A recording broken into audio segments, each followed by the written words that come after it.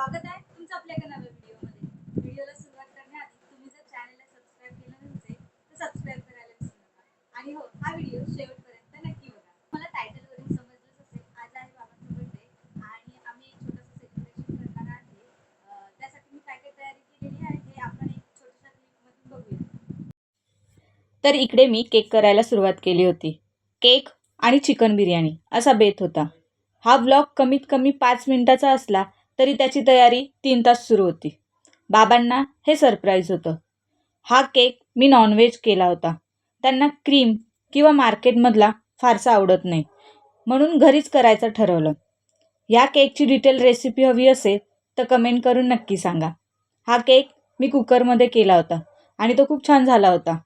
Cake bake करायला ठेवला आणि सोबतच बिर्याणी राईस करायला सुरुवात केली. पण त्याआधी हे चिकन मॅरिनेट केलं स्मोक देऊन आणि अर्धा तास मॅरिनेटायला ठेवून दिलं. आता चिकन मसाला तयार होता आणि राईससुद्धा. थर लावतानाचा व्हिडिओ राहून गेला.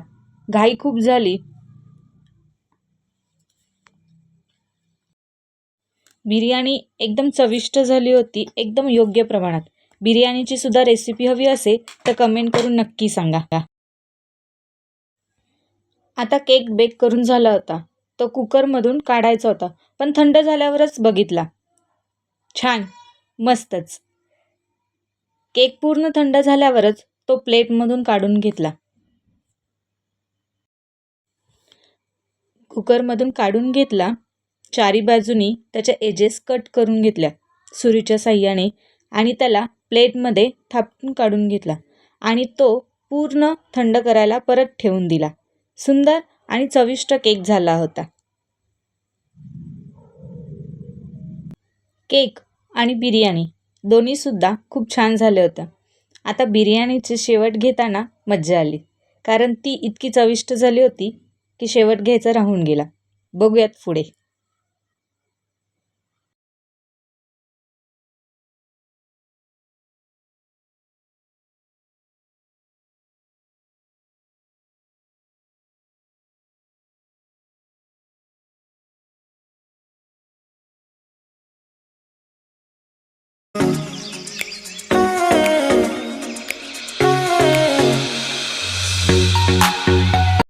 श्रीपादकडून एक छोटीशी कविता.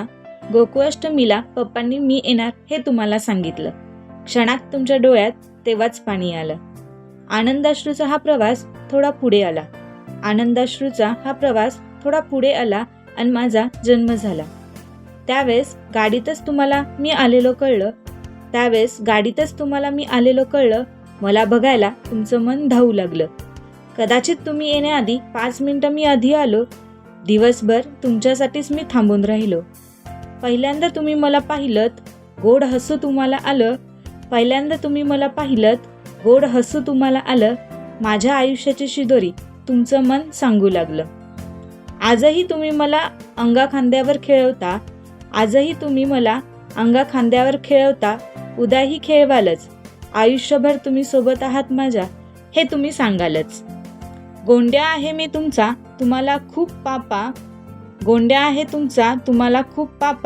बाबा तुम्हाला वाढदिवसाच्या खूप शुभेच्छा. आता ही बिर्याणी बघून शेवट असाच झाला की शूट करायचं राहून गेलं. आय होप तुम्हाला हा व्लॉग नक्की आवडला असेल. धन्यवाद.